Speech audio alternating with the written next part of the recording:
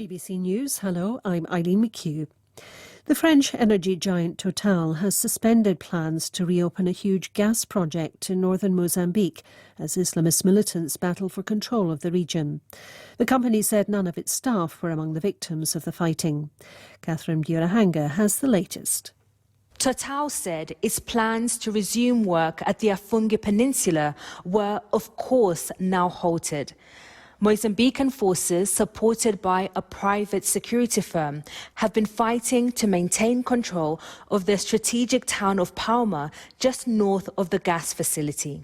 Security analysts monitoring the battle say the Islamist group Al-Shabaab, which has pledged allegiance to ISIS, seem to be better prepared and equipped than expected. The US Secretary of State, Antony Blinken, says Washington is horrified by what he called the military reign of terror in Myanmar. He was reacting to reports that well over 100 protesters were killed by the security forces on Saturday, the bloodiest day of demonstrations so far against last month's coup. The UN Special Rapporteur on Human Rights in Myanmar, Tom Andrews, called it a day of infamy. The question right now is, where does the international community stand as this nation descends into further violence at the hands of this military junta and their brutal, murderous tactics? Young children to older people among the dead. This is just horrific, and the world just has to step up its response. Germany's Health Minister Jens Spahn says he'd like the country to enter a complete coronavirus lockdown immediately for up to 2 weeks. Such decisions are not made by the federal government and need to be coordinated with Germany's 16 states. But as Damien McGuinness reports, Mr Spahn's words will have an impact.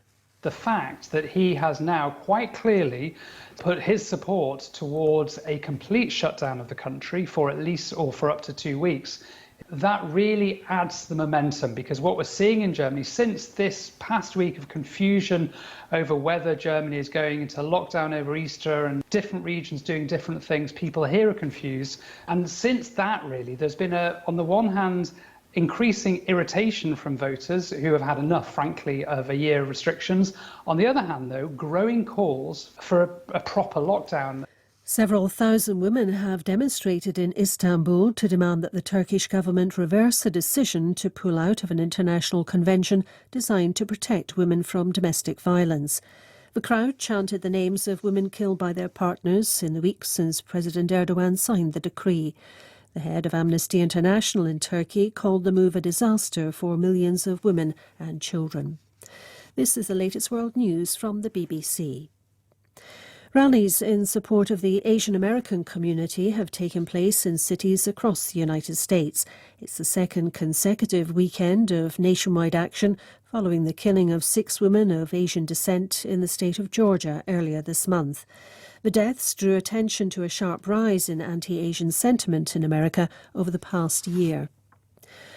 Hospital sources in Bangladesh say 5 more people have been shot dead in clashes between the security forces and hardline Islamists protesting at a visit by the Indian Prime Minister Narendra Modi. Doctors say at least 12 more have gunshot wounds. The giant container ship blocking Egypt's Suez Canal remains stuck after high tide on Saturday failed to dislodge it. But the chairman of the Suez Canal Authority said the Ever Given's helm moved 30 degrees in both directions during the day. He told reporters the ship could be afloat again by Sunday night. Here's Sally Nabil. The problem here is the congestion. A large number of ships are waiting to continue their journey, and no one knows when navigation can be resumed in the Suez Canal. For Egyptians, the canal is not only a source of national pride, but it is also a source of much-needed foreign currency. It's one of the most important trade routes around the world. The authorities here are trying to send a message of reassurance, saying they are doing the best they can to bring things back to normal as soon as possible. But the longer the ship is stuck, the more disruption there could be to global trade. The lights on famous buildings around the world have been switched off for an hour from 8:30 p.m. local time as part of a campaign against climate change. The organisers of Earth Hour, the Worldwide Fund for Nature, say this year's event highlights the connection between the destruction of the environment and increasing outbreaks of infectious diseases. BBC News.